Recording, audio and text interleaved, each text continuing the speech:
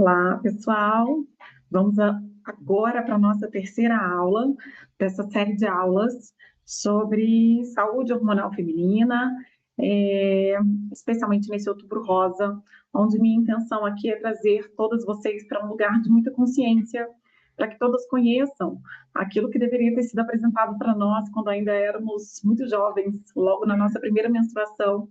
que é o metabolismo do nosso estrogênio e como o equilíbrio desses estrogênios podem fazer com que a gente usufrua do nosso melhor corpo e saúde, e como o desequilíbrio desses estrogênios pode colocar nossa saúde em risco e também nos impedir de ter o corpo e a saúde que a gente tanto sonha e merece. Então, recapitulando as duas últimas aulas, primeira aula foi sobre metabolismo de estrogênio. Entendemos que os estrogênios são incríveis e essenciais para a vida de todas nós mulheres,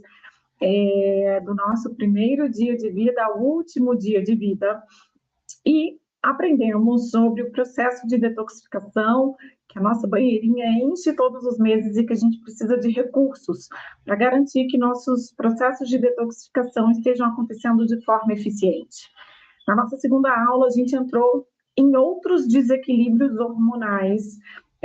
que também são muito comuns na vida da mulher e que podem aumentar o risco para a predominância estrogênica, ou seja, quando a gente tem uma maior expressão e desequilíbrio nesses estrogênios, não adianta a gente olhar apenas para estrogênio, progesterona e para o ciclo menstrual dessa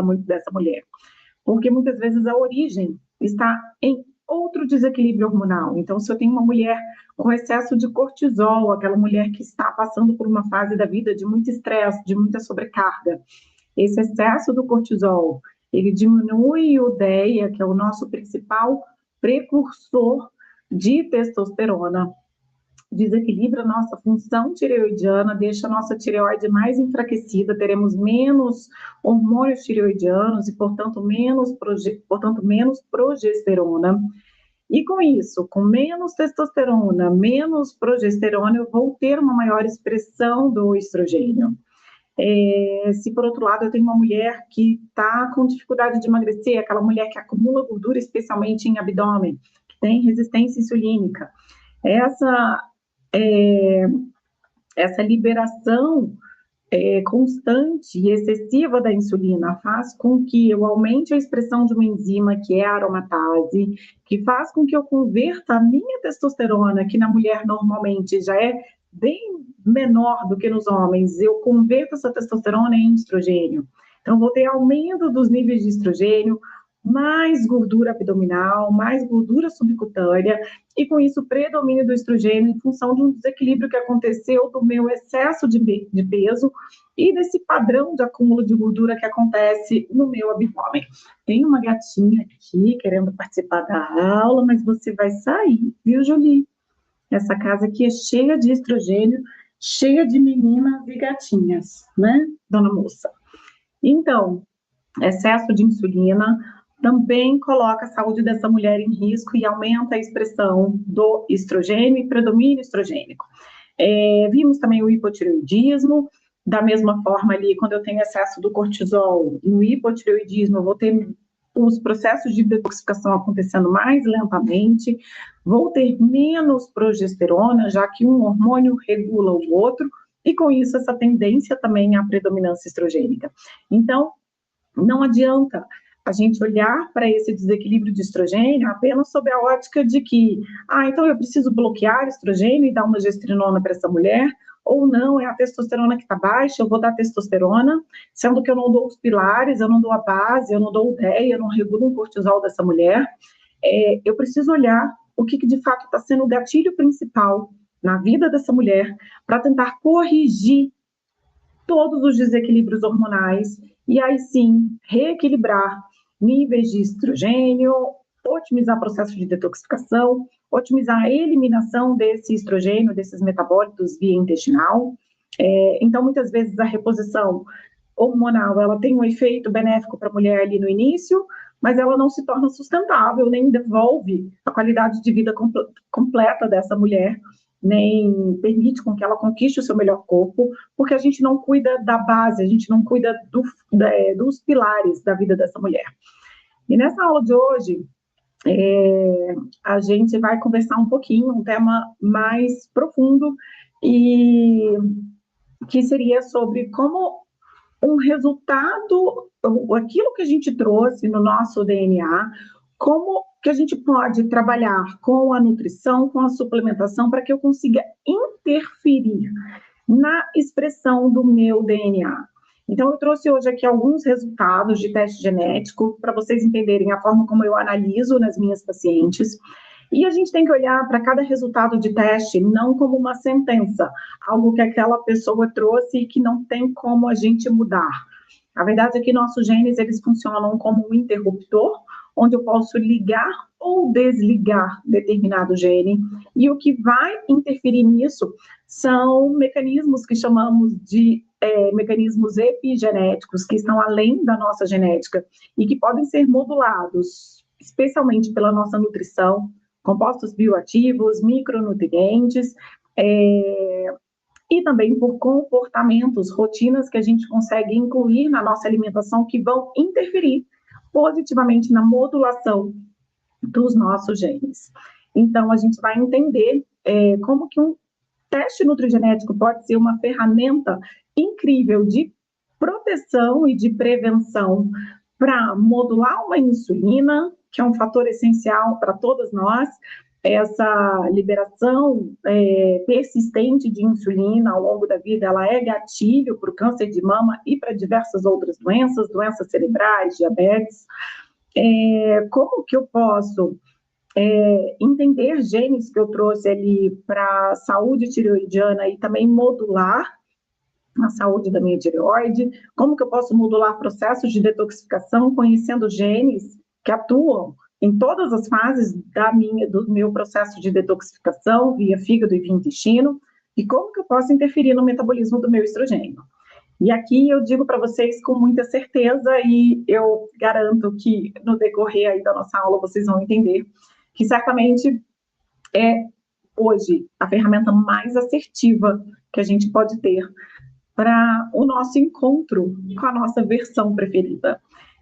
Um teste genético, ele nunca vai substituir toda a análise que também precisa ser feita, análise clínica dessa paciente, entender sinais e sintomas e olhar muito a fundo exames de sangue, mas, sem dúvida, quando eu tenho acesso ao que essa mulher trouxe no seu DNA, eu consigo fazer dessa ferramenta não uma ferramenta para que eu possa predizer o destino dessa mulher, mas que eu possa dar a direção certa para que ela usufrua da sua melhor saúde e se encontre com o seu melhor corpo. Então, queria contar para vocês aqui a história de duas pacientes para contextualizar tudo isso. A Amanda é uma paciente minha que não conseguiu engravidar, ela já tem 39 anos, ela tentou 2 fertilizações, mas não teve sucesso em nenhuma das 2 fertilizações, sempre um diagnóstico de baixa reserva ovariana, conseguia formar no máximo um embrião. Ela tinha diagnóstico de endometriose e miomatose, chegou a fazer cirurgia para endometriose, um lipedema num grau muito baixinho, uma pessoa que se cuida bastante, já se cuida há bastante tempo, bastante ativa, faz atividade física, em tese se alimentava bem, mas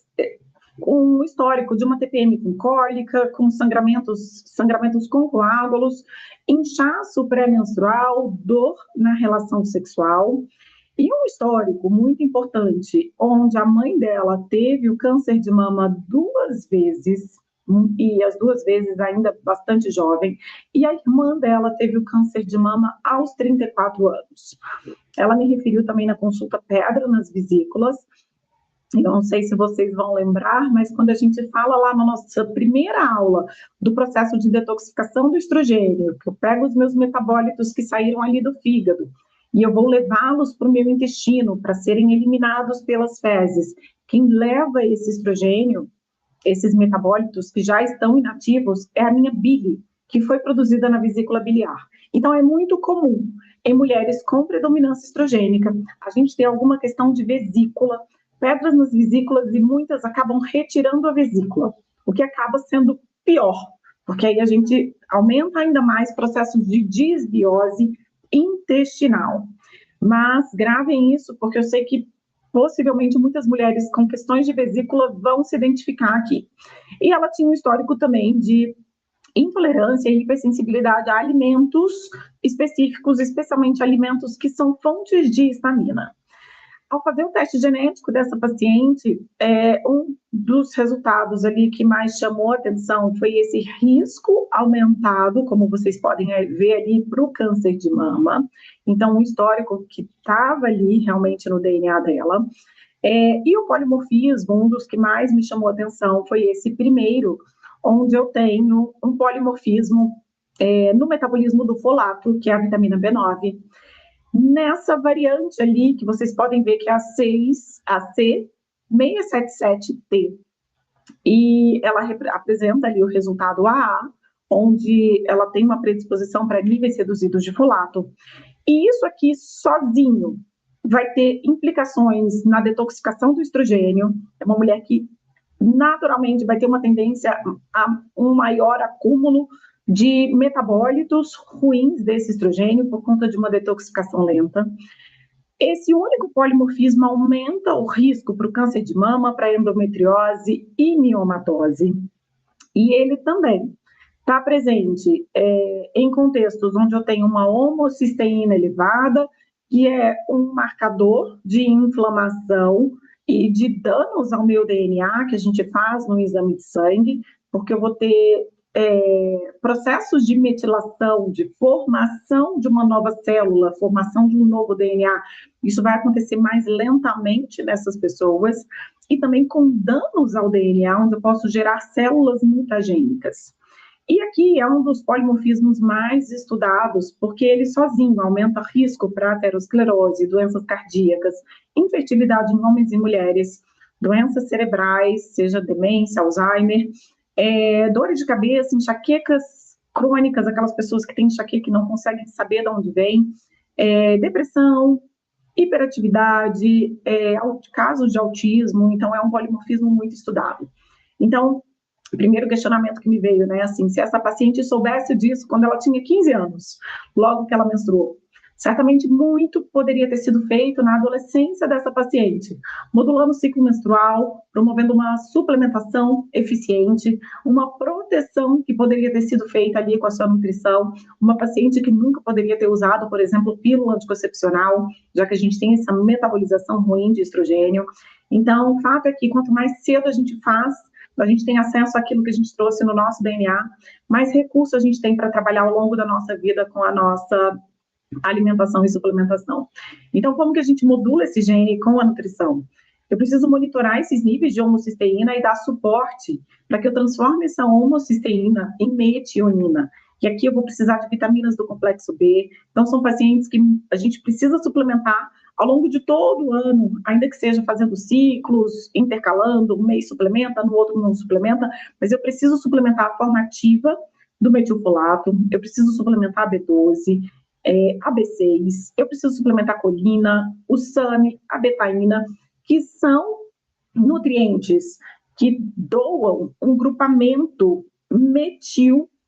para o meu organismo e faço com que a conversão dessa homocisteína em metionina aconteça de forma mais eficiente, eu não acumulo homocisteína.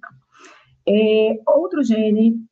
outra alteração presente nessa paciente foi o polimorfismo na CONT, que também é um gene muito estudado, porque ele está relacionado com processos de hiperatividade, algo que hoje tanto se fala, né, em dopamina, pessoas que têm uma regulação ruim para dopamina, baixa dopamina e que tendem à hiperatividade. E no caso dela, apesar da gente ter ali o resultado que ela tem uma menor tendência à hiperatividade, quando eu tenho uma atividade reduzida dessa enzima, eu vou ter um metabolismo mais lento para o estrogênio. E daqui a pouco eu vou mostrar uma figurinha para vocês entenderem isso. Então, esses dois genes, que são dos principais que atuam no metabolismo do estrogênio, ela veio com esse polimorfismo e que ela, sabendo desse resultado lá atrás, muito poderia ter sido feito para a gente otimizar a atividade desse gene. Aqui, como que eu modulo aquela pessoa que é CONT, a gente chama de CONT lenta, uma CONT que atua lentamente. Eu preciso também monitorar níveis de homocisteína, eu preciso corrigir níveis de vitamina D, porque isso vai ter impacto na produção de neurotransmissores, como dopamina, serotonina. Eu preciso trabalhar com adaptógenos, plantas adaptógenas, né, que apenas nutricionistas com formação específica em fitoterapia podem prescrever. Então, eu coloquei aqui o exemplo da ashwagandha, que pode ser dada pela manhã, o uso de cogumelos medicinais e tantas plantas que a gente sabe que comprovadamente atuam no metabolismo dos nossos neurotransmissores. Para o paciente continente, eu preciso evitar cafeína, ou pelo menos vou dizer as fontes de cafeína, mas normalmente eu preciso limitar essa cafeína uma vez ao dia, porque senão eu aumento ainda mais a dopamina para esse paciente que já tem uma tendência a ter bastante dopamina ali na fenda sináptica, né, atuando no seu cérebro. Eu preciso modular sono e descanso, dando nutrientes como GABA, taurina, teanina, B6, magnésio. Eu preciso incentivar rotinas, né, de biohacking, como exposição à luz solar logo cedo pela manhã, que a atividade física seja feita ao ar livre, um incentivo à sauna, especialmente sauna seca, para a gente otimizar a detoxificação, o contraste com um banho gelado, ou em algumas vezes o uso do próprio gelo, a prática do jejum intermitente, o jejum de dopamina, meditação ativa, para a gente ajudar nessa regulação dessa dopamina, e práticas de respiração. Tudo isso interfere positivamente na modulação da CONT. E aqui, outra planta bastante interessante, mas que é apenas de prescrição médica, é o ginkgo biloba, para a gente modular a agressividade. São pacientes que, por terem bastante dopamina aí presente, tendem a uma maior agressividade, processos de ansiedade, porque é aquela cabeça que não para. E outro gene dessa paciente, que ela também trouxe ali um polimorfismo importante, foi da CYP1A2, que a gente também falou na nossa primeira aula, que atua ali na primeira fase de detoxificação do estrogênio, que está relacionada com o consumo de cafeína. Ela tem uma tendência ao metabolismo lento da cafeína, o que significa que ela também vai metabolizar lentamente os estrogênios. Então, preciso de um jejum de cafeína, para que essa paciente, de fato, não fique ocupando esse gene, metabolizando cafeína, para que ele possa se ocupar de metabolizar o estrogênio dela, esses metabólitos de estrogênio. Então, aqui, o que é importante? Aquela pessoa que metaboliza rapidamente a cafeína, muitas vezes o café tem um efeito protetor para essa paciente, porque eu vou otimizar ainda mais os processos de detoxificação. Para pacientes que metabolizam lentamente, o café e outras bebidas cafeinadas vão ter implicação negativa no metabolismo desse estrogênio. Como alternativa, eu gosto bastante do Golden Milk, que não vai ter cafeína, é uma bebida feita com a base de leite de coco e vai açafrão, cardamomo, a canela. Eu vou ter outros ativos para modular a inflamação dessa paciente, mas sem que eu tenha um estímulo dessa cafeína. Coloquei essa figurinha só para todo mundo relembrar, mas ela está lá na nossa primeira aula, para quem quiser revisitar, onde a gente tem aqui a atuação das enzimas, da CYP, atuando nessa primeira fase de detoxificação, e onde eu tenho a CONT, e aqui eu também tenho metiltetraidrofolato, aquele primeiro gene que a gente viu, atuando na segunda fase de detoxificação, que é uma das mais importantes ali para a gente conseguir tornar esse metabólito eliminável, seja pela urina, seja pelas fezes. Então, essa paciente trouxe esse polimorfismo em todos esses genes relacionados à detoxificação de estrogênio. E aqui mais um importante foi essa predisposição, essa atividade reduzida dessa enzima, né, que é a diamina oxidase, que é a que metaboliza a histamina. Então, uma paciente que tem uma tendência a apresentar sintomas de hipersensibilidade a alimentos que contenham histamina, seja uma enxaqueca ou aquela pessoa que fica com a pele vermelha, a mulher que diz que toma vinho e que no dia seguinte fica com o rosto inchado, sintomas de rubor na pele. Essa relação com a histamina é muito presente em mulheres com predominância estrogênica, especialmente em mulheres que tenham lipedema e endometriose. Isso é uma das coisas mais comuns que eu vejo também no meu consultório. Então, é importante vigiar, porque esses alimentos vão fazer muito mal para essa mulher. Então, aqui entram todos os laticínios, leite de vaca, a gente precisa vigiar. alimentos fermentados, então desde um iogurte, queijos muito fermentados, kombucha, kefir, isso pode trazer problema, chocolate, vinho tinto, então é necessário uma orientação bastante direcionada quando a pessoa tem essa baixa regulação no metabolismo da histamina. Aqui, o resultado de uma outra paciente minha. Essa paciente já teve câncer de mama muito jovem, aos 40 anos, sempre um diagnóstico de baixa reserva ovariana, TPM com cólicas, irritação, enxaqueca, inchaço, também pedra nas vesículas, e nesse caso, uma paciente que me referia nódulos na mama e na tireoide. Aqui, quando eu vejo uma paciente com risco aumentado, que já teve o câncer de mama, ou risco aumentado, os primeiros genes que eu olho é BRCA1 e BRCA2, para eu conseguir saber se é uma mutação genética que foi herdada, né, na família dessa paciente, e no caso dela não foi. Não foi um câncer que, às vezes, a gente acha que por ser muito jovem, que é uma herança familiar, mas no caso dela não foi, então foi por outros riscos herdados e que ficam aqui escondidos, e por isso eu reforço a importância da gente ter alguém que realmente saiba ler o resultado de um teste genético para conseguir conduzir efetivamente as orientações para uma verdadeira modulação. Então ela não tinha mutação nesses genes, mas ela tinha mutação ali em FSH, mostrando realmente uma tendência a uma baixa resposta de estimulação ovariana, com uma baixa produção de ócitos.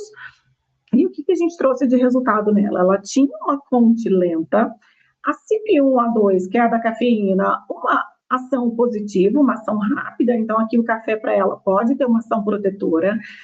No MTHFR, ela não trouxe polimorfismo naquele lugarzinho, que é o C677T, que é um dos mais estudados, mas ela trouxe polimorfismo nessa outra posição, que é o A1298C, então aqui também um ponto de atenção. E para o caso dela, eu precisei ir a fundo, na verdade, em todas as pacientes eu vou a fundo em todos os genes, mas aqui eu quis trazer para vocês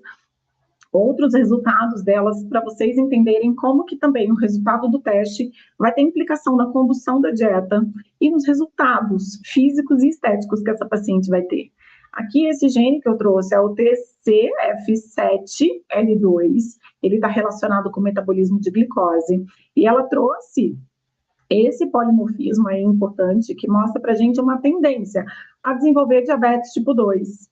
e especialmente também um risco aumentado quando há consumo de gordura saturada. Então, esse gene, ele regula tanto a nossa produção de insulina, quanto do GLP-1, que é a molécula mais estudada do momento, né? Graças a Mounjaro, Ozempic, etc. Por ser esse peptídeo produzido ali via intestinal que vai atuar sinalizando para a saciedade, nos protegendo contra a resistência insulínica e diabetes, e que promove essa perda de peso tão expressiva. Então, um gene que tem relação aí com essa produção desses dois hormônios, né? E aqui, de condução nutricional, o que é fato e imediato para essa paciente é a redução de carga glicêmica da dieta, especialmente de gordura saturada. Então, aqui entra laticínios e derivados, óleo de coco, leite de coco, bacon, carne vermelha. E se é uma paciente que normalmente tem a endometriose, não era o caso dessa paciente, se tem endometriose, tem lipedema, normalmente eu preciso realmente retirar a carne vermelha para reduzir a carga inflamatória dessa dieta. Esse outro gene, que essa paciente trouxe um polimorfismo que também tem relação com o metabolismo de glicose e gestão de peso, é o PPAR-gama. E ele, quando a gente traz, o resultado dela é o CC, como vocês podem ver, que indica para mim um risco bastante elevado para diabetes, para uma baixa regulação dessa insulina. Quando é uma paciente que traz o alelo G, ele é uma forma protetora contra a resistência insulínica. Então, ela gabaritou aqui 2 genes que mostram esse risco aumentado para um processo de resistência insulínica. E aqui, como que eu posso interferir com a nutrição? não apenas com modulação ali de comportamento, fazer essa paciente, convencer essa paciente de comer muito cedo, antes de anoitecer, última refeição cedo, controle de carga glicêmica, de número de refeições, quanto menos refeições, mais positivo, porque eu libero menos insulina, mas ele é um gene muito importante que me direciona a adequar macronutrientes na alimentação dessa mulher. Quando eu trago esse resultado CC, é uma paciente que eu posso trabalhar com uma low carb, que ela vai ter uma resposta muito boa, uma low carb onde eu tenho ali de 20 a 35% de carboidrato, é uma low carb bem restrita, expressiva. Eu posso aumentar a gordura na dieta dessa paciente, desde que não seja gordura saturada, então trabalhar com uma dieta com perfil mais mediterrâneo. E a proteína eu posso chegar entre 30% a 40%, lembrando que eu não posso aumentar a gordura saturada. Então, idealmente, um perfil de dieta que remete a uma cetogênica, mas com um perfil plant-based, né? Assim, onde eu não me excedo em gordura saturada. São pacientes que se beneficiam muito de jejum, de dieta cetogênica, e aqui, suplementos essenciais, tanto para eu modular a resistência insulínica, quanto para eu modular esse gene, ou seja, nutrientes que a gente tem resposta, tem artigos comprovando que eles atuam na ativação desses genes, seriam berberina, ácido alfa-lipoico, unac, canela, silimarina, orégano, crisina, nigela sativa, que seria a tintura ali do coentro, e o gengibre. Então, para cada gene que eu quero trabalhar, que eu quero modular, na nutrição a gente tem recurso, a gente tem artigos, a gente tem estudo mostrando como eu posso atuar na modulação de cada um desses genes. Aqui um outro gene que ela também trouxe essa resposta alterada, que é o PPAR-GC1-alfa. Ele me traz respostas sobre o perfil metabólico dessa paciente e me mostra que é uma paciente que tem menos mitocôndria e que, portanto, ela vai ter uma menor capacidade de detoxificação e uma tendência a um VO2 reduzido, aquela pessoa que tem uma dificuldade de conseguir evoluir numa atividade física que exija, né, exige esse metabolismo de coração, né, essa coisa de um aeróbio bastante potente. Então, uma paciente que eu preciso trabalhar para aumentar a mitocôndria, porque assim eu otimizo produção hormonal e capacidade de detoxificação. Então, aqui, eu oriento também com relação à atividade física, sem dúvida, atividades onde eu consigo alternar ritmo, né, de força, de força, carga e cardio. Seria o ideal, um estilo HIIT, né? Sauna e banho gelado. A própria dieta cetogênica aumenta a produção de fatores de transcrição, onde eu faço aumentar as mitocôndrias nessa paciente. Restrição calórica e jejum, promover resiliência no paciente, é um fator que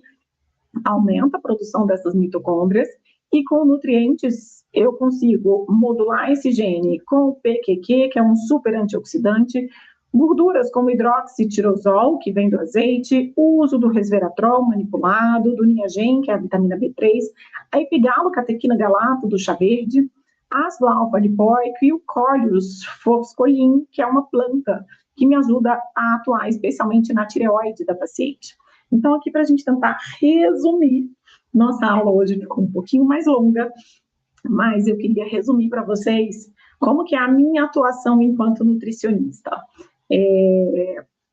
Sempre que eu tenho um paciente, que eu tenho ali já uma análise clínica, uma anamnese bem feita, acesso aos exames de sangue desse paciente, eu preciso escolher quais são os órgãos-alvos para trabalhar com esse paciente. Se é um paciente com resistência insulínica, eu vou focar no pâncreas. Se eu vejo que tem questões de detoxificação que são mais importantes e urgentes por conta de uma predominância estrogênica, eu vou focar mais no fígado. Mas, normalmente, eu elejo 2 órgãos-alvos, seja pâncreas, fígado, intestino, tecido adiposo, tireoide, músculo esquelético, para que eu seja assertiva nas minhas condutas e eu consiga trabalhar a suplementação e a alimentação para que a gente tenha resultado imediato naquilo que a gente está precisando dessa atenção principal. Ao escolher esses 2 órgãos-alvos, esses 2 principais para um primeiro momento, eu consigo definir quais os genes eu vou atuar. Então, aqui eu coloco uma listinha para vocês. Quando eu penso em pâncreas, resistência insulínica, Eu tenho que olhar para genes do comportamento alimentar, se é um paciente que tem uma tendência maior à compulsão, a um consumo maior de doces, eu preciso olhar para genes que regulam a insulina, eu preciso olhar para genes inflamatórios. E ali tem uma listinha de genes que são os que eu normalmente avalio. Quando eu penso em fígado, eu tenho que olhar para genes que atuam em fase 1, 2 e 3, e também genes de metilação. Eu preciso olhar para resistência insulínica. E ali eu tenho uma listinha de genes que eu atuo para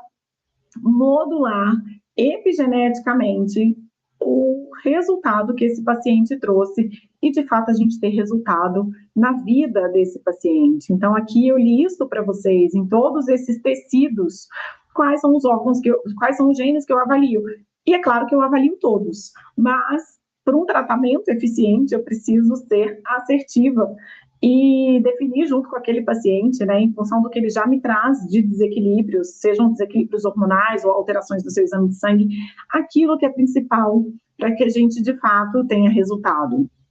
E aqui eu deixo para vocês, né, também uma listinha ali que depois cada um pode olhar com calma para poder discutir, né, assim, com o seu profissional de saúde, o que pode ser feito em cada um desses tecidos, com nutrientes específicos, para que a gente module cada um desses genes que a gente traz alteração. Então, para além desses órgãos, eu também sempre olho equilíbrio de fome e saciedade, que é um ponto super importante, nesse mundo onde estamos hiperativos, estressados e sobrecarregados, equilíbrio de neurotransmissores, fadiga física e mental, porque a gente tem muito recurso na nutrição para modular tudo isso, e se eu não cuido da saúde emocional do meu paciente, dificilmente eu tenho resultado, dificilmente o paciente se motiva a aderir a determinado tratamento, né? Então, aqui,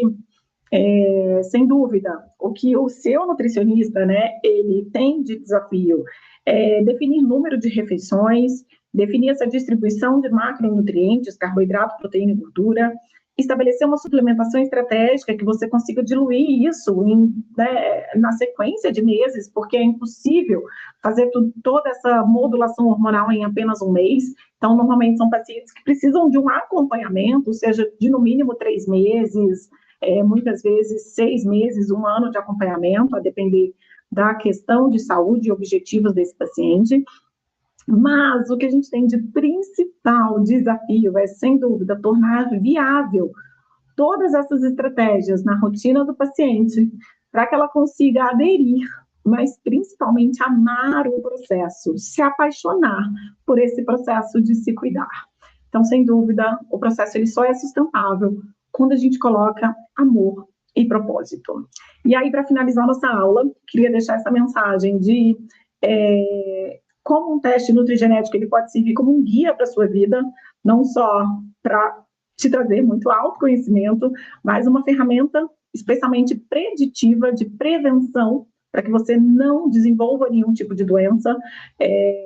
Eu acredito num lugar onde a gente pode sim envelhecer sem que a gente precise envelhecer nessa rotina de farmácia, adoecidos e com uma mensalidade gigante de medicamentos, como é a realidade da maioria das pessoas, né, que já passaram ali dos 50 anos, às vezes bem antes disso. A mulherada já está tomando pelo menos um antidepressivo, um medicamento para acordar, outro para dormir. Então, acredito nesse lugar onde a gente consegue fazer da nossa alimentação, nutrição, esse apoio, esse pilar muito básico para que a gente conquiste nossa versão preferida, nosso melhor corpo e tenha certeza que estamos caminhando protegidas. Última mensagem, pedir para que vocês acompanhem o nosso grupo ali no WhatsApp, que é onde eu vou divulgar essa condição especial para todas vocês que quiserem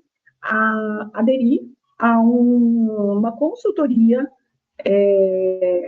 onde cada uma pode realizar o teste genético e vai ter o meu acompanhamento por um período de até 100 dias, para que a gente consiga trabalhar em cada um dos detalhes que você trouxe ali no seu DNA, sua herança genética, e toda a história que você já traz, as marcas que você já traz no seu corpo, nos seus exames de sangue, para que a gente consiga trabalhar junta, modulando sua saúde, para que a gente tenha certeza de um caminho de prevenção mas de resultados que são assertivos e resultados que a gente consegue perceber em muito pouco tempo, quando a gente tem acesso a ferramentas que mostram para a gente aquilo que você trouxe e o que é possível ser transformado na sua saúde. Então, acompanhe o grupo, em breve a gente vai divulgar tudo isso, e quero agradecer e deixar essa última mensagem da gente fazer essa reflexão sobre aquilo que pulsa em mim, se o que pulsa é saúde, se o que pulsa em mim é vitalidade, se o que pulsa é felicidade, é um caminho de busca por plenitude, para que a gente consiga manifestar a cura que já existe dentro de nós. Seja uma cura emocional, para eu conseguir manifestar o meu melhor corpo, seja uma cura espiritual, enfim, seja uma mutação que eu trouxe, sejam variantes e polimorfismos que a gente traz no nosso DNA, eu preciso que haja coerência. Eu preciso trazer tudo isso para a consciência, entender de fato o que eu quero manifestar, para de fato eu conseguir viver nesse lugar de muita saúde. Então, obrigada. As aulas vão ficar disponíveis ali por um tempinho, durante todo esse mês de outubro, e vocês podem visitá-las sempre que quiserem. Então, um grande beijo.